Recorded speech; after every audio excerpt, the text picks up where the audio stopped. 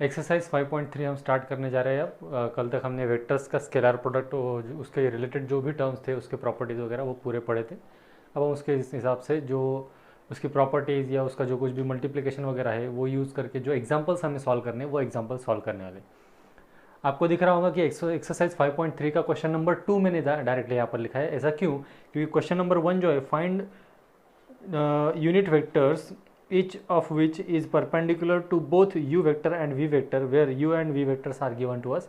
अब दो वेक्टर्स है और उनको परपेंडिकुलर एक तीसरा वेक्टर है, उसका यूनिट वेक्टर निकालना है।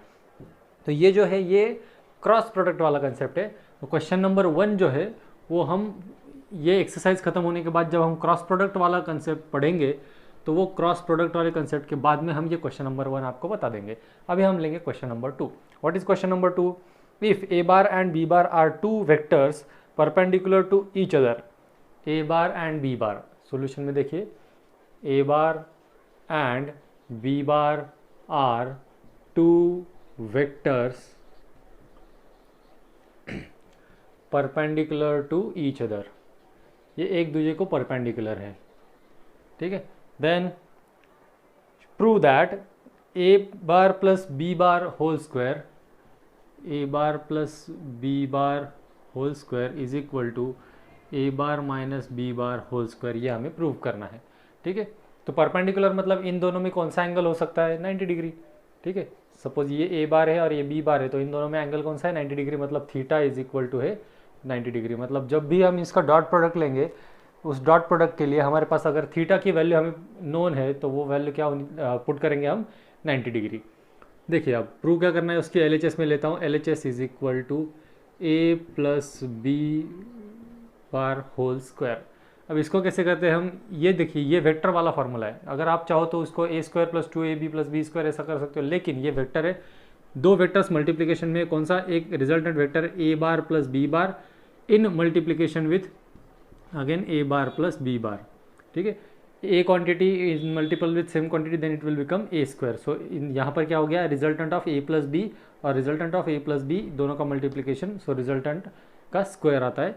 अब यहाँ करेंगे dot product, a dot a, ये हो गया a dot a plus a dot b, a dot b plus b dot a plus b dot B, ये हो गया हमारा डॉट प्रोडक्ट यहाँ का।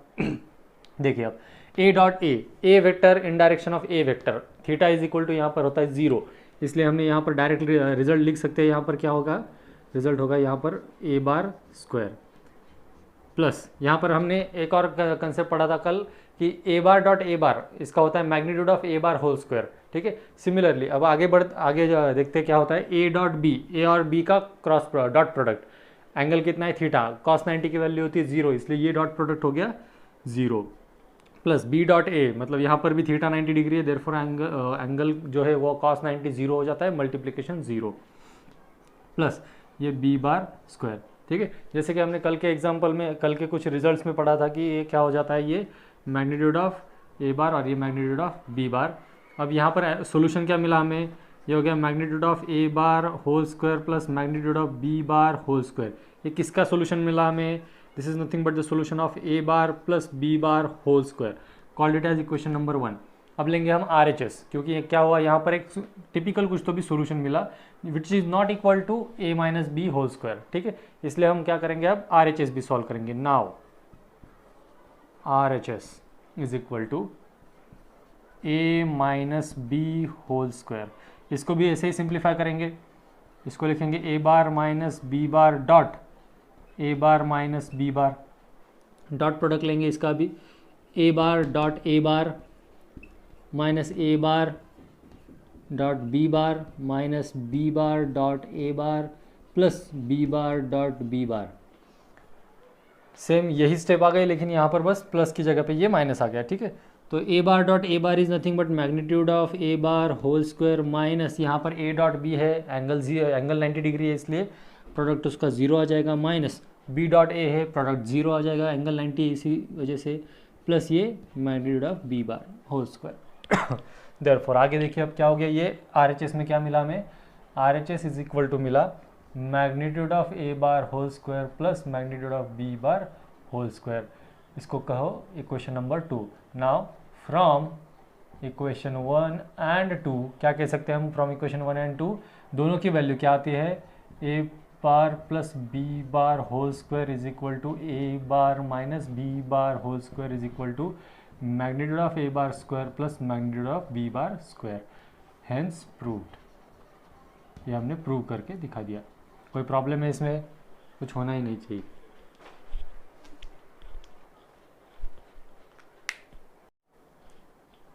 क्वेश्चन नंबर 3 है find the value of c so that all real x the vectors x c i cap plus minus 6j cap plus 3k cap plus x i cap plus 2j cap plus 2c x k cap make an obtuse angle.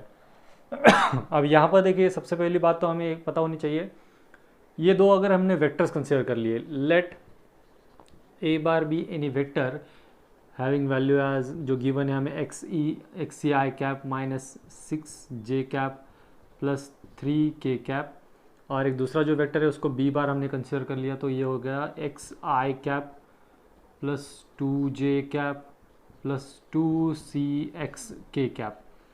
अब अगर यहाँ पर हमें obtuse angle दिया है, मतलब a dot b इस dot product में क्या है, जो एंगल थीटा है, that theta is obtuse angle. What is it?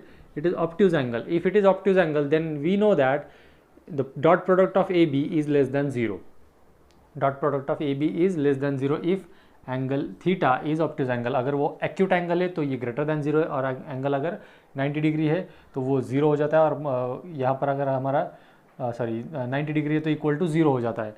ठीक है, चलिए अब देखते हैं। यहाँ पर हमें चेक करना है कि A डॉट B, ये जो A B हमने कंसिडरेशन किया है, इसका डॉट प्रोडक्ट हमें निकालना है। तो ये हो गया x c i cap minus 6j cap plus 3k cap dot x i cap plus 2j cap plus 2cx k cap. हमने पढ़ा है कल के लेक्चर में या इससे पहले वाले कंसेप्ट में कि a1 I cap plus a2 j cap plus a3 k cap dot product of this vector with a2 i cap b1 i cap plus b2 j cap plus b3 k cap, इनका अगर dot product निकालना है तो वो क्या आ जाता है? a1 b1 plus a2 b2 plus a3 b3। ठीक है, अब यहाँ पर क्या है, ये एक्स सी और यहाँ पर x है, मतलब इसका डॉट प्रोडक्ट क्या आएगा? ये एक्स सी इंटू एक्स, ये माइनस है ये प्लस है, मतलब ये हो गया माइनस 6 इंटू 2, फिर यहाँ पर प्लस देता हूँ, ये माइनस कर देता हूँ एज इट इज़, प्लस ये 3 इंटू यहाँ पर ये 2cx। ठीक है, अब ये है डॉट प्रोडक्ट इसका। ठीक है, अब dot product a dot b कितना है, यहाँ पर मैं लिख रहा हूँ, देखिए ये x इंटू एक्स, ये हो गया cx स्क्वायर माइनस 12, और यहाँ पर ये 6cx प्लस 6cx, इन दोनों में से कुछ तो भी कॉमन निकल रहा है, तो क्या कॉमन निकालते हैं? इसमें से हम cx कॉमन निकाल लेते हैं, या आपको निकालना है तो आप सिर्फ c कॉमन निकाल सकते हो। हमें क्या फाइंड आउट करना है? We have to find the value of c। Therefore हम यहाँ से c कॉमन निकालते हैं, बाकी सब वैल्यूज एज इट इज रख देते हैं। c कॉमन निकाला मैंने इन दो टर्म्स में से, तो क्या बचा यहाँ पे? X square plus 6x minus 12, ये किसकी वैल्यू है? a dot b। अब हमें पता है if the angle is obtuse angle then a dot b this value is less than 0, then this value is less than 0। Therefore क्या हो गया? अब अगर ये वैल्यू लेस दैन 0 है तो ये माइनस 12 उधर लेके जाओ, क्या हो जाता है? देखिए c इंटू ये x square plus 6x is less than 12। ठीक है, ये जो मल्टीप्लिकेशन में एक्स स्क्वायर प्लस 6x है, इसको भी वो साइड में लेके जाओ, क्या हो गया? ये c is less than 12 divided bye x square plus 6x। अब हुआ क्या, यहाँ पर इक्वालिटी नहीं है, इसलिए हम एग्जैक्ट वैल्यू नहीं फाइंड आउट कर पा रहे, लेकिन इसकी मिनिमम या मैक्सिमम जो कुछ भी वैल्यू पॉसिबल हो सकती है वो वैल्यू हम यहाँ पर निकालेंगे। ठीक है, तो चलिए अब ये मैक्सिमम पॉसिबल वैल्यू निकालने के लिए क्या करना है हमें? यहाँ पर ये जो denominator x square plus 6x है, इसको हमें कुछ एडजस्टमेंट करनी पड़ेगी। वो एडजस्टमेंट किसकी करनी पड़ेगी? कि a plus b whole square. जैसे कि यहाँ पर देखिए ये है a square plus 2ab, b square वाली टर्म यहाँ पर एब्सेंट है। जैसे कि हम यहाँ पर देख पा रहे हैं कि एक्स स्क्वायर मतलब ये ए स्क्वायर से कंपेयर कर दिया, प्लस 6x मतलब ये 2ab से कंपेयर कर दिया। तो अब देखो यहाँ पर ये 2ab अगर है तो इसको क्या है, ये a वाली वैल्यू मतलब ये a इज इक्वल टू तो x हो गया। अब a is equal to x है तो 2b मतलब क्या हो गया? 2b इज इक्वल टू मिला हमें 6, therefore b is equal to क्या वैल्यू है? 3। बी की वैल्यू यहाँ पर 3 है, मतलब यहाँ पर एडजस्टमेंट क्या करनी पड़ेगी हमें, we must adjust here plus और minus B square, that is B square मतलब 3 square that must be equal to 9, 9 की एडजस्टमेंट हमें यहाँ पर करनी पड़ेगी। ठीक है, चलिए देखते हैं 9 की एडजस्टमेंट करते हैं। अब ये क्या हो गया, therefore c is less than 12 divided by, ये क्या हो गया फिर एडजस्टमेंट करने के बाद, ये x square plus 6x plus 9 minus 9। ठीक है, अब ये करने के बाद क्या होता है, c is less than 12 is divided by, ये हो गया हमारा x plus 3 whole square minus 9 is less than 12 divided by x plus 3 whole square minus 9। अब यहाँ पर क्या मिला हमें, डायरेक्टली तो कुछ वैल्यू मिल रही नहीं है c की, तो यहाँ पर सिर्फ कंक्लूजन ऐसा आएगा, अगर ये c है which is less than this value, अब ये वैल्यू क्या है, यहाँ पर x है, x का कुछ हमें यहाँ पर ऐसा कुछ दिया है क्या कि x की वैल्यू ये रियल नंबर है, वो रियल नंबर है, या इसकी ये रेंज है x की वगैरह, ऐसा कुछ भी गिवन नहीं है। तो हम क्या कंसिडर करेंगे, द मिनिमम वैल्यू ऑफ किसकी, ये 12 divided by x plus 3 whole square minus 9, इसकी मिनिमम वैल्यू कब आएगी, देखिए न्यूमरेटर में 12 है, अगर न्यूमरेटर में 12 है और इसकी हमें मिनिमम वैल्यू चाहिए, मिनिमम वैल्यू चाहिए मतलब क्या, यहाँ का जो डिनोमिनेटर है इसकी ये जो टर्म है, ये टर्म अगर हमें मैक्सिमम मिली, if x plus 3 whole square minus 9 is maximum, is max, अगर ये टर्म मैक्सिमम मिली तो इसका टोटल जो रेशो है, ये टोटल रेशो कितना मिलेगा हमें, मिनिमम मिलेगा। If x plus 3 whole square minus 9 is max, then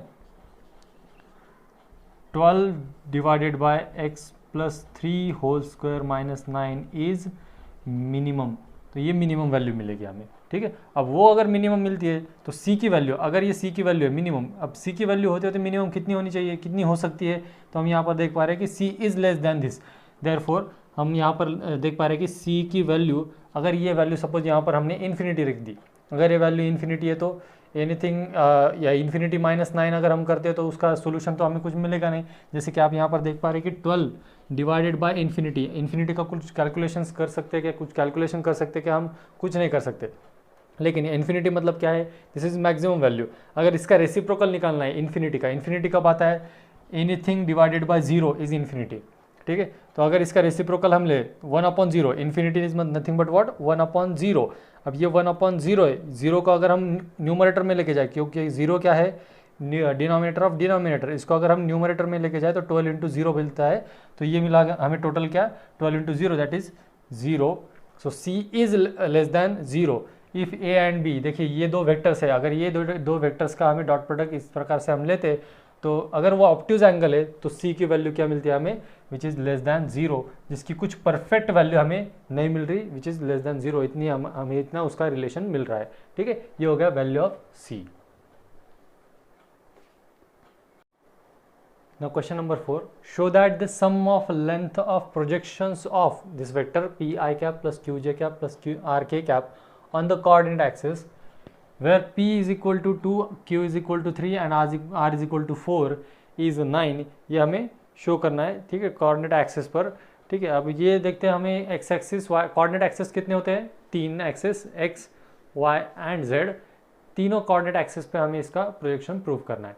ठीक है, तो सबसे पहले हम क्या करते हैं, कोऑर्डिनेट एक्सिस जो है हमारा एक्स एक्सिस, उसके अलॉन्ग जो हमारा आई यूनिट वेक्टर होता है, वो आई यूनिट वेक्टर के अलॉन्ग हमें इसका प्रोजेक्शन निकालना है और उसकी जो लेंथ है वो इज इक्वल टू 9 हमें प्रूव करनी है। तो सबसे पहली बात देखिए, प्रोजेक्शन हम कंसिडर करते हैं जो हमें दिया गया है vector, let us say that vector is a vector क्या गिवन है, P I cap plus Q J cap plus R K cap, ये जो है ये हमें ए वेक्टर गिवन है। अब ये ए वेक्टर का प्रोजेक्शन कहाँ पे हमें चाहिए, एक्स एक्सिस पे चाहिए। अब प्रोजेक्शन के लिए हमें पता है if we are projecting B vector on A vector, B vector का ए वेक्टर पे अगर हमें प्रोजेक्शन निकालना है तो हम क्या करते थे, A vector dot B vector divided by magnitude of A करते थे।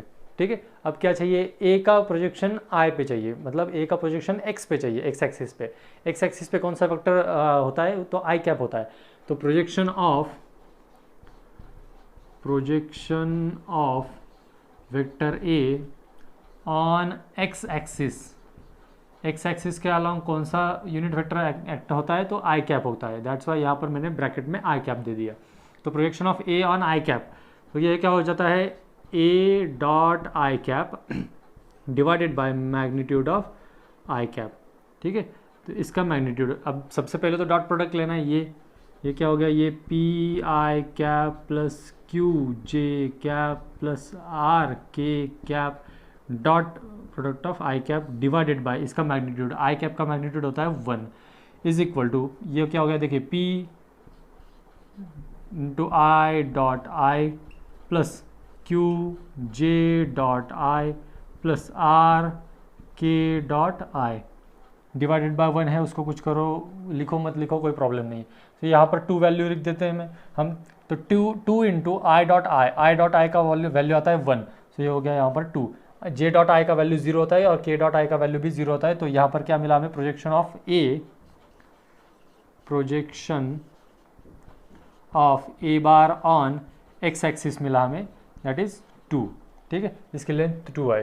तो सिमिलरली हमें और क्या निकालना है, projection of A bar on Y axis, projection of A bar on Y axis निकालेंगे। अब देखिए क्या हो जाएगा, वो यहाँ पर ए बार वाई एक्सिस पे कौन सा यूनिट वेक्टर है, तो जे कैप होता है डिवाइडेड बाय उसका मैग्नीट्यूड, ठीक है। अब यहाँ पर देखिए P I plus Q J plus R K dot J cap आएगा यहाँ पर, तो J cap dot J cap मतलब क्यू जे कैप, इसका सोल्यूशन डायरेक्टली क्या आएगा, Q J cap dot J cap divided by 1।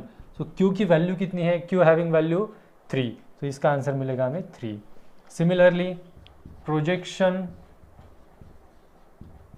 Of A bar on Z axis, वो क्या हो जाएगा, देखिए ए बार डॉट के cap divided by magnitude of के कैप, दैट इज यहाँ पर देखिए डायरेक्टली मैं सॉल्यूशन लिख रहा हूँ, आर इंटू के कैप डॉट के कैप डिवाइडेड बाय 1, आर की वैल्यू हमें गिवन है 4, तो इसका आंसर आएगा डायरेक्टली 4। तो हमें क्या प्रूव करना था, the sum of the length of projections, therefore now अब हम क्या करेंगे, sum of length of projection on axis is equal to, देखिए क्या मिलेगा हमें, यहाँ पर कितना आया हमारा answer, projection on X axis is 2 plus projection of Y axis is 3 plus projection of Z axis is 4 which is equal to 9, hence proved. ये हमने प्रूव करके दिखा दिया, कोई प्रॉब्लम ना।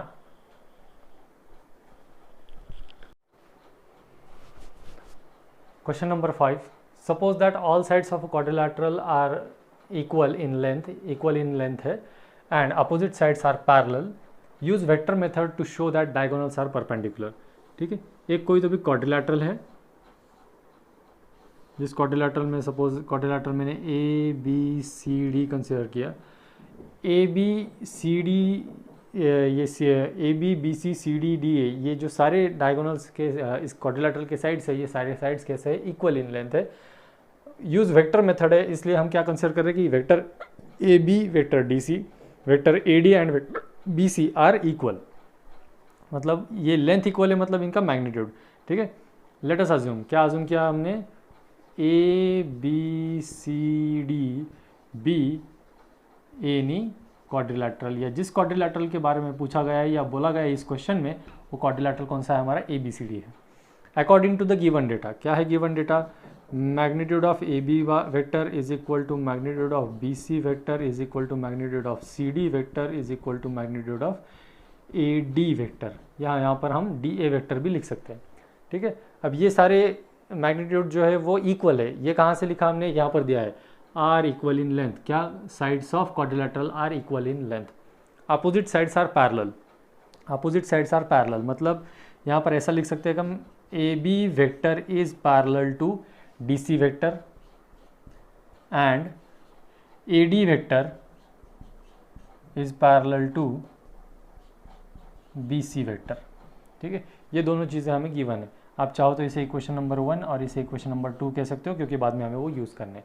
और इसके हिसाब से हमें प्रूव क्या करना है, using vector method show that diagonals are perpendicular, ये जो डायगोनल्स है यहाँ पर बी डी और ए सी, ये परपेंडिकुलर है, ये हमें शो करने हैं। परपेंडिकुलर शो करने मतलब हमें क्या करना पड़ेगा, उसका जो डॉट प्रोडक्ट या उसका जो डॉट प्रोडक्ट है ए सी बार और बी डी बार, इसका डॉट प्रोडक्ट हमें इज इक्वल टू 0 लाना पड़ेगा, ठीक है। या सॉरी ज़ीरो नहीं, ज़ीरो, हाँ ज़ीरो लाना पड़ेगा, क्योंकि अगर ये परपेंडिकुलर है तो theta is equal to 90 degree है, और ए बी कॉस थीटा मतलब कॉस थीटा, अगर ये थीटा 90 डिग्री है तो कॉस 90 की वैल्यू ज़ीरो, तो इनका डॉट प्रोडक्ट हमारा आना चाहिए ज़ीरो, किनका ए सी और बी डी का डॉट प्रोडक्ट ज़ीरो आना चाहिए।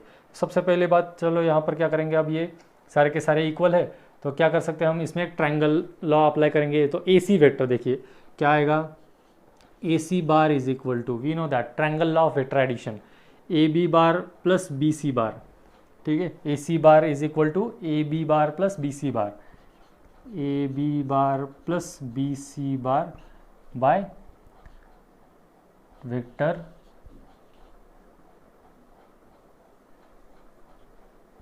Bye triangle law of vector addition, ठीक है।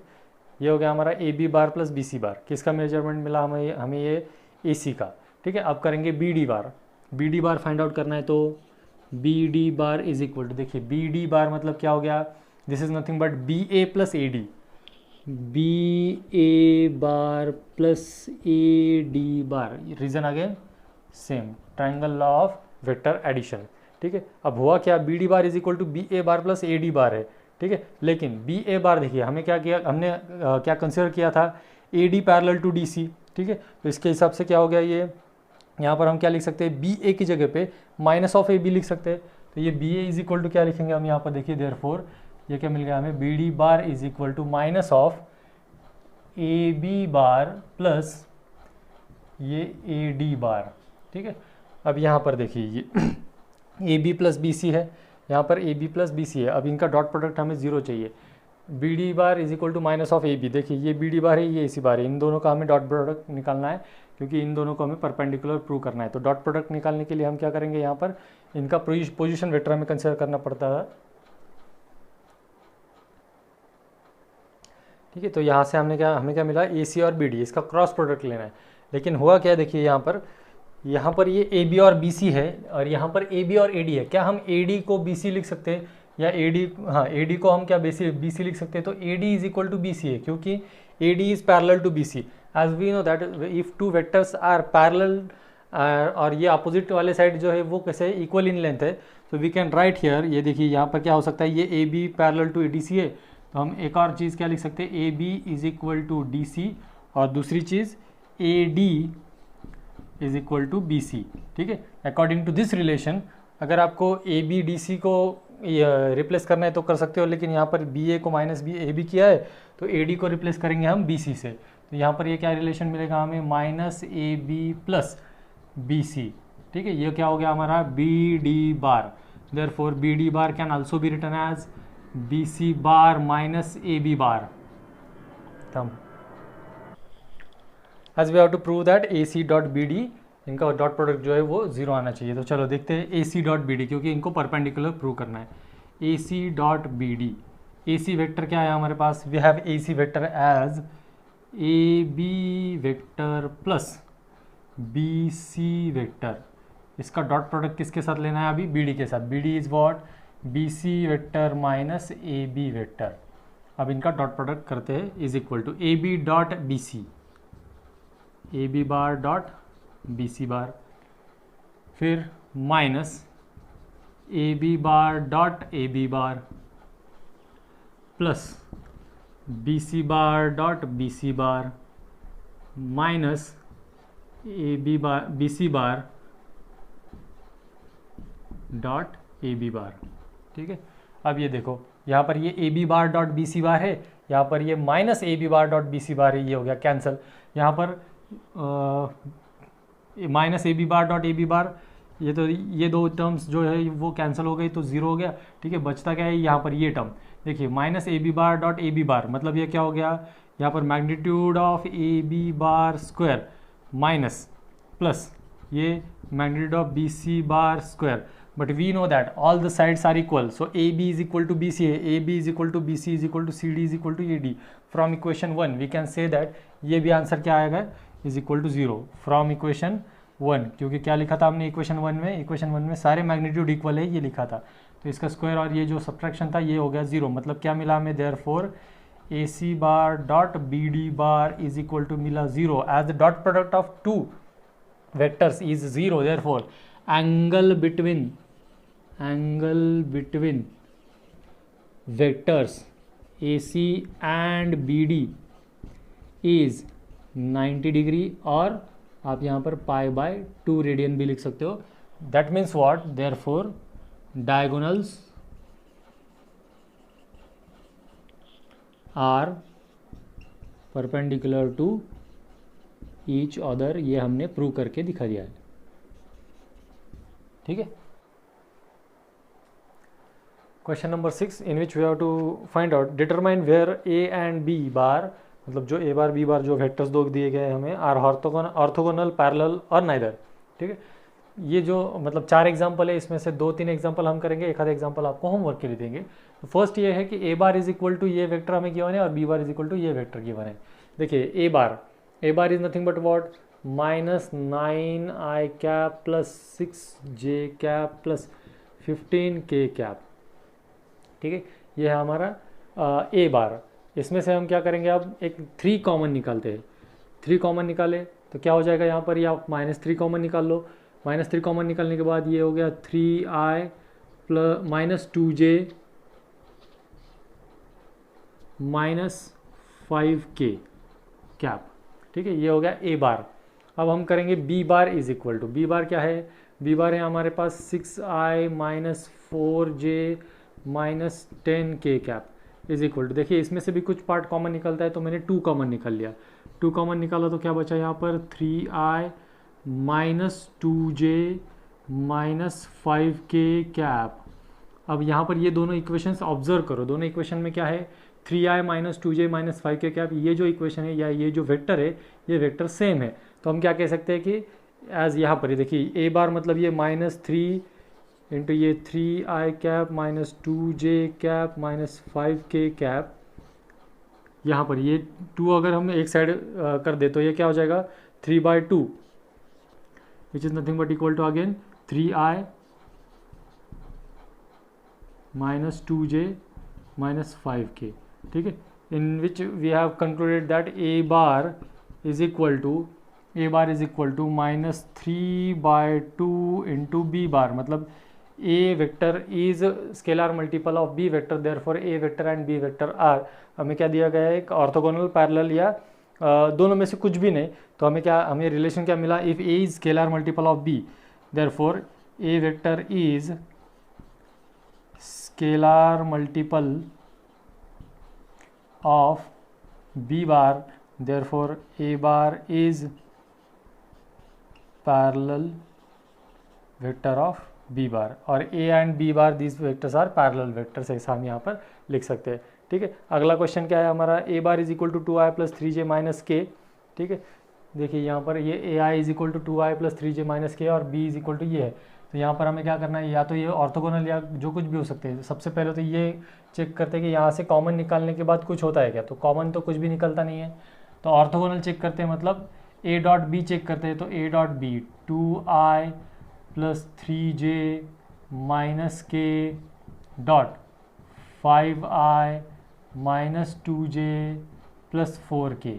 अब इसका डॉट प्रोडक्ट निकालते हैं. Dot product 2 into 5 that is 10 plus 3 into -2 is -6 और यहाँ पर ये plus -1 into 4. So 10 -6 -4 which is nothing but equal to 0. A dot b as the dot product is equal to 0, therefore vector A and B are orthogonal to each other. ये orthogonal आ गए. ठीक है. अब एक और एग्जांपल है हमारे पास A is equal to है 3/5i cap plus 1/2j cap plus 1/3k cap. जो थर्ड एग्जांपल है वो थर्ड एग्जांपल उसमें भी अगर हम देखें तो कॉमन कुछ भी नहीं निकलता है. तो वो एग्जांपल आपको होमवर्क के लिए रहेगा. अगर कॉमन कुछ भी नहीं निकलता है मतलब क्या है, वो या तो ऑर्थोगोनल हो सकते हैं या तो दोनों भी नहीं. ठीक है. क्योंकि पैरेलल होने के लिए क्या कंडीशन है, ये दोनों एक दूसरे के स्केलर मल्टीपल होने चाहिए. ठीक है. तो थर्ड वाला जो है वो आपको होमवर्क के लिए रहेगा. इसका third question will be for homework. Look at this question number 6 का फोर्थ. ए वेक्टर और बी वेक्टर दिया है, इसको जैसे कि हमने पहले भी एग्जांपल में देखा है, उसका ऑर्थोगोनल पैरेलल या दोनों भी ना हो ऐसा कुछ तो भी चेक करना है बस। तो देखिए यहाँ से कॉमन निकालने वाला पार्ट तो कुछ है नहीं, मतलब एक जो है वो दूसरे का स्केलर मल्टीपल तो नहीं हो सकता, इसलिए यहाँ पर लेंगे हम डॉट प्रोडक्ट। तो डॉट प्रोडक्ट के लिए हमारे पास क्या है, ये है 4i cap minus J cap plus 6k cap dot 5i cap minus 2j cap plus 4k cap. यहाँ पर डॉट प्रोडक्ट लेते हैं 4 इंटू 5 प्लस यहाँ पर -1 है, यहाँ पर -2 है, प्लस 6 इंटू ये 4 है, 20 प्लस 2 प्लस 10 प्लस 24, सॉरी यहाँ पर ये आएगा, देखिए कितना 24 46 which is not equal to 0। अब अगर dot product is equal to 0 आता था तो ये हमारे जो ए डॉट बी है ये ऑर्थोगोनल होते थे। अगर ये स्केलर मल्टीपल ऑफ बी होता था, a scalar multiple of B रहता था, तो हमारा कुछ यहाँ पर हम लिख सकते थे। लेकिन यहाँ पर हुआ क्या है कि देखिए एज ए डॉट बी, ये dot product is not equal to 0, therefore vector A and B are neither orthogonal nor parallel. ये ऑर्थोगोनल भी नहीं है और पैरेलल भी नहीं है।